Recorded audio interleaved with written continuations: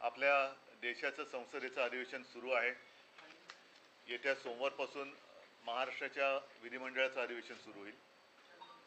गेले काही दिवस संसदेमध्ये कसं कामकाज सुरळीत चाललेलं आहे हे संपूर्ण देश पाहतोय। छान देशाच्या महत्त्वाच्या विषयावरती चर्चा होते। विरोधक आणि सत्ताधारी पक्ष विरोधक देशाच्या दृष्टीने महत्त्वाचे विषय तिकडे मांडतायत आणि सत्ताधारी सुद्धा छान त्याला उत्तर देत आहेत असं चित्र तिकडे दिसतंय असं म्हणतात।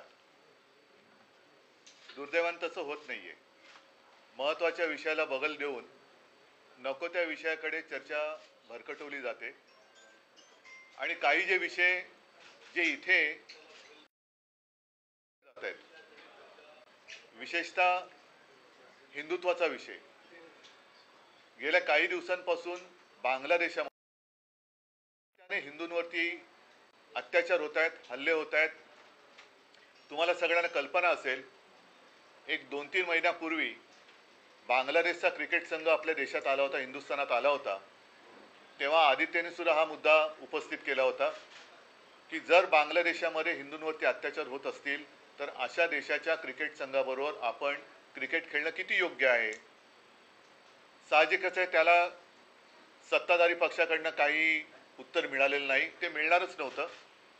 आता सुद्धा गेले काही दिवस मी पाहतोय, आज मी तुम्हाला सगळ्यांना बोलवण्याचं कारण एवढं आहे की सातत्याने हे हल्ले सुरूच आहेत। अगदी बांगलादेशामध्ये ही बातमी महाराष्ट्र टाइम्सची आहे, इस्कॉनचं केंद्र, इस्कॉनचं मंदिर जळले तरी आपण गप्प आहोत। त्यांच्या प्रमुख तिथल्या कोण जे असतात इस्कॉनचे, त्यांना अटक झाली तरी सुद्धा आपण गप्प आहोत। हिंदूंवरती रोज अत्याचार होत आहेत तरी देखील आपण गप्प आहोत। मग आपले विश्वगुरू हे अत्याचार नुसतं पाहत का बसलेले आहेत? माझी पंतप्रधान नरेंद्र मोदीजींना विनंती आहे तमाम हिंदूंतर्फे की जसं आपण एका फोनवरती युक्रेनचं युद्ध थांबवलं होतं, तसंच बांगलादेशमध्ये जे काही हिंदूंवरती अत्याचार होत आहेत त्याबद्दल आपण काहीतरी भूमिका घ्यायला पाहिजे, पावलं उचलायला पाहिजेत। कारण इथे नुसतं बटेंगे कटेंगे फटेंगे वटेंगे असं करून काही उपयोग नाही आहे। जिथे काही नाही आहे तिकडे छाती फुगवून दाखवण्यात काही अर्थ नाही आहे, पण जिथे अत्याचार होत आहेत त्यांना आपली धमक दाखवण्याची आज गरज आहे। आणि त्याच्यासाठी आपण काय करणार आहोत? कारण काल आमच्या खासदारांनी माननीय पंतप्रधानांच्या भेटीची वेळ मागितली होती, पण त्यांना ती नाकारण्यात आली। कारण मी सांगितलं होतं की रीतसर आपण जाऊन पंतप्रधानांना एक पत्र द्यावं आणि त्यांचे व्याप खूप आहेत, त्यांना खूप देशांमध्ये फिरायचं असतं, जगभर फिरायचं असतं, भाषणं द्यायची असतात। तर कदाचित त्यांच्या नजरेत बांगलादेशामध्ये होणारे हिंदूंवरचे अत्याचार लक्षात आले नसतील, जसं मणिपूरचे आलेले नाहीत, तसंच हिंदूंवरचे अत्याचार बांगलादेशात होत आहेत, मंदिर जाळलं जाते, आणखीन काय काय होते, संपूर्ण सगळ्या काय बातमी येत नाही आहेत। तर केंद्र सरकारने तात्काळ काय पावलं उचलणार आहेत हे स्पष्ट केलं पाहिजे। बाकीच्या चर्चा तूर्त एक दिवस बाजूला ठेवा आणि संसदेमध्ये बांगलादेशात होणाऱ्या हिंदूंवरती अत्याचारांबद्दल केंद्र सरकारची नेमकी भूमिका काय आहे आणि आपण काय पावलं उचलणार आहोत, त्या सुरक्षित आहेत, त्या सुरक्षित आहेत। असलेले जे सारे गोरगरीब हिंदू आहेत ते मात्र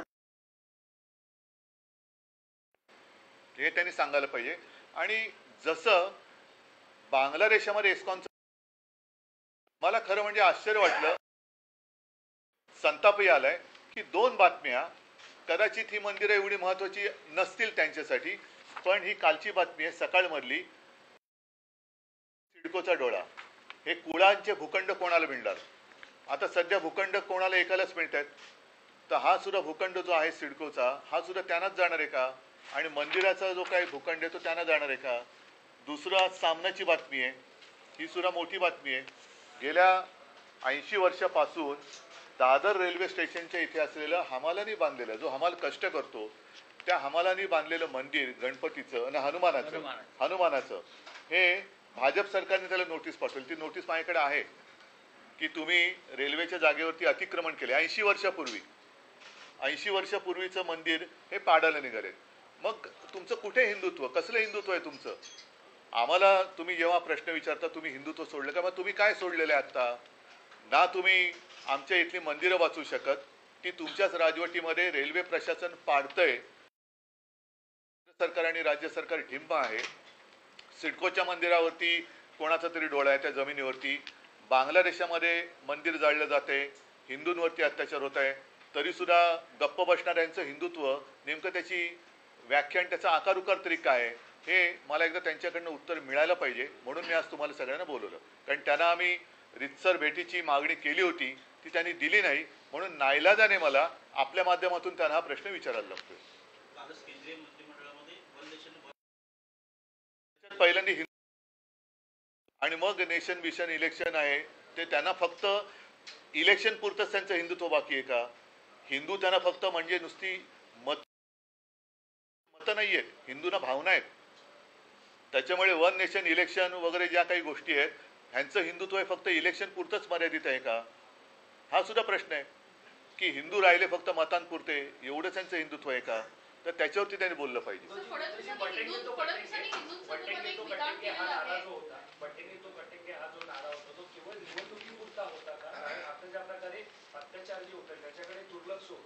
हो, तसंच माझं म्हणणं आहे की यांचं हिंदुत्व हे मतांपुरतं आहे.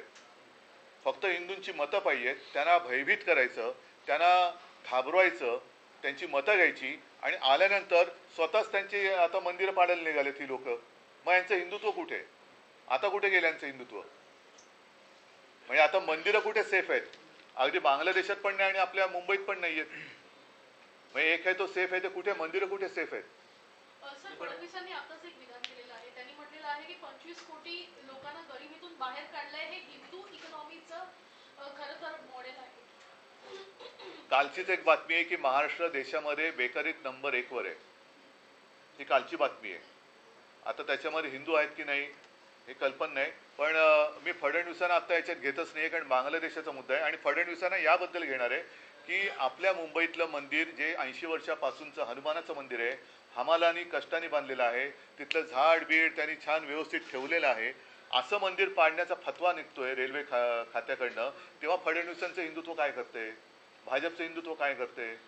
आता ती बातमी आहे, ती नीट बघितली पाहिजे. कालची का परवाच्या सकाळमधली आहे की सिडकोच्या मंदिराच्या भूखंडावरती सुद्धा डोळा आहे, सिडकोचा डोळा आहे मंदिराच्या भूखंडावरती. रामाचं मंदिर उभं करताना राम भक्त हनुमानाचं मंदिर तोडताय. नाही, पण उद्धवजी त्या मंदिरासंदर्भात तुमची भूमिका काय? कुठल्या वाचवण्यासंदर्भात तुम्ही काय करणार? माझ्या आता मला नाही, आता असं आहे ना, ईव्हीएम प्रशासनाला तुमचा सांगतो तुम्हाला. नाही नाही नाही, आम्ही काय फक्त इशारे देत राहायचं? ईव्हीएमचा निकाल काय? ईव्हीएम द्वारे त्यांनी निवडणूक जिंकलेली आहे ना, अधिकार त्यांना दिलेत, अधिकार त्यांना दिलेत. मग एवढंच जर का असेल तर का बसता तुम्ही? मग माझं हेच म्हणणं आहे ना की तुमचं हिंदुत्व, हिंदू म्हणजे फक्त मतं आहेत का? हिंदुत्व म्हणजे फक्त मतांपुरतं बाकी आहे का तुमचं? मग कसलं तुम्ही कटिंगे बटिंगे वगैरे करताय? कशाला करताय? कशाला हिंदूंना घाबरवताय? नाही, पहिलं मला त्यांच्याकडनं उत्तर. नाही नाही नाही नाही, मी आता याच्याबद्दल काही बोलणार नाहीये. कारण एकदा ह्याच्याबद्दल, ह्या निर्णयाबद्दल, निवडणुकीच्या निकालाबद्दल लोकांच्या मनात एक धक्का आहे. जर का त्यांना असं वाटत असेल की लोकांनी खरंच त्यांना मतं दिले, तर पहिले त्यांची जबाबदारी आहे, ते काय भूमिका घेत आहेत त्याच्यावरती माझी भूमिका राहील. पहिलं हे मी तुमच्या माध्यमातून या राज्य सरकारच्या आणि मोदींच्या सुद्धा लक्षात आणून देतोय की बांगलादेशात हिंदू सुरक्षित नाही आहे. माझ्या राज्यामध्ये हिंदूंची मंदिरं पाडली जात आहेत. अशा वेळेला ज्या हिंदूंच्या मतांवरती तुम्ही निवडून आलात, त्या हिंदूंची मंदिरं वाचवण्यासाठी तुम्ही काय करणार आहात, हे मला पहिले त्यांच्याकडनं उत्तर तर येऊ द्या.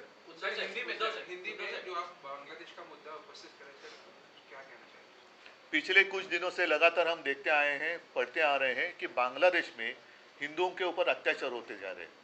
खास कर 10, 15, 20 दिन पहले की एक खबर है जिसमें साफ साफ कहा गया है, लिखा गया है कि वहाँ का इस्कॉन का मंदिर जलाया गया. वहाँ के इस्कॉन के जो भी क्या कहते हैं उनको, पुजारी है, प्रमुख है, उनको गिरफ्तार किया गया. हमारे विश्वगुरु क्या कर रहे हैं? पिछले 2-4 महीनों से वहाँ हिंदुओं के ऊपर अत्याचार चल रहे हैं. वहाँ से शेख हसीना जी यहाँ अपने देश में आई, ऐसे मैंने सुना था, पढ़ा था. वो तो सुरक्षित है, लेकिन बांग्लादेश में हिंदू असुरक्षित है. तो जिस मोदी जी ने यूक्रेन का वॉर रुकवा दिया था, तो वो हिंदुओं के ऊपर अत्याचार जो हो रहे हैं वो क्यों नहीं रुकवाते? क्या कहने वाले आप, क्या भूमिका लेने वाले हैं?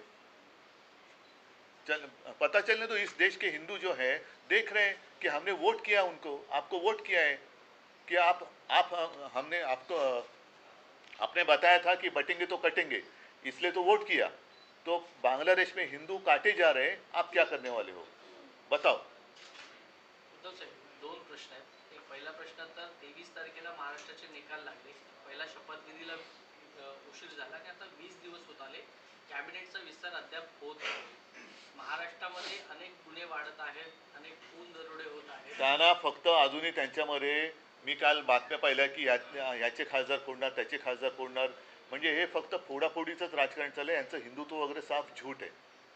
यांना आणखीन किती राक्षसी बहुमत पाहिजे, आणि मिळाल्यानंतर सुद्धा अजूनही विस्तार का होत नाही आहे. नुसतं पक्षाचा विस्तार किंवा सत्तेचा विस्तार हेच तुमचं स्वप्न आहे का, आणि त्याच्यासाठी तुम्ही हिंदूंना वापरताय का.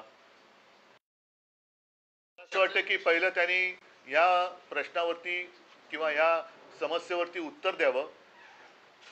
पूर्ण देशातले नव्हे तर कडे एका अपेक्षेने बघतायत, आशेने बघतायत की आज बांगलादेशातल्या हिंदूंवरती ही परिस्थिती आली असेल तर इतरांची काय हालत आहे. उद्धव साहेब, दुसरा प्रश्न असा आहे की शरद पवार आणि अजित पवार म्हणजे कौटुंबिक जरी घट्ट नातं असलं तरी राजकारण. मी आता दुसऱ्या कोणत्याही विषयावरती बोलणार नाही. मला आता फक्त बांगलादेशामध्ये होणाऱ्या हिंदूंवरच्या अत्याचाराबद्दल पंतप्रधान नरेंद्र मोदी आणि आपलं हिंदुस्थान सरकार काय भूमिका घेणार आहे हे त्यांनी स्पष्ट करायला पाहिजे. सर 23 तारखेला शपथविधी झाला, आपण नव्हता त्या शपथविधीला, नंतर काय बोलणं झालं? बांगलादेशामध्ये जे हिंदूंवरती अत्याचार होत आहेत त्याच्याबद्दल नरेंद्र मोदींनी आपण काय करणार आहोत हे भूमिका पहिली स्पष्ट करावी.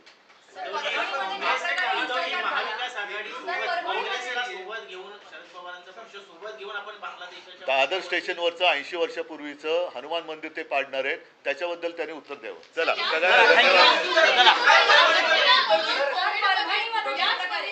कोविडमध्ये महाविकास आघाडीला घेण्याचा प्रयत्न केला होता, मात्र आताची त्यांची मंदिरांबाबतची भूमिका तुम्हाला संशयास्पद वाटते का?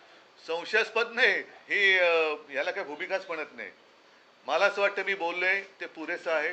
त्याच्यावरती त्यांच्याकडनं उत्तर येणं किती अपेक्षा करू याची मला काय आयडिया नाही आहे. तर त्यांच्याकडनं जर त्यांच्यात थोडं जरी हिंदुत्व बाकी राहिलं असेल, लाज लज्जा शरम हिंदुत्वावरनं त्यांच्यात बाकी राहिली असेल, तर भारतीय जनता पक्षाने आणि पंतप्रधानाने बांगलादेशात हिंदूंवरती होणाऱ्या अत्याचाराबद्दल बोलावं. आमच्याकडे जे दादर स्टेशनचं मंदिर पाडायचा फतवा, हा शब्द मी मुद्दामून वापरतोय कारण तो भाजप सरकारने काढलेला आहे, तो फतवा त्याच्याबद्दल त्यांनी बोलावं. सिडकोचा डोळा तिथल्या मंदिराच्या जागेवरती आहे, तो भूखंड कोणाला देणार आहेत त्याच्याबद्दल बोलावं, आणि मग त्याने आम्हाला हिंदुत्वावरती विचारावं. सगळ्यांना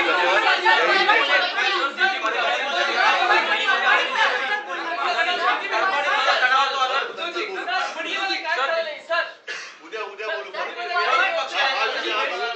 हा विषय नीट होऊ द्या, उद्या परत भेटू पाहिजे. उद्धवजी, बाकीचे राजकीय विषय उद्या पुन्हा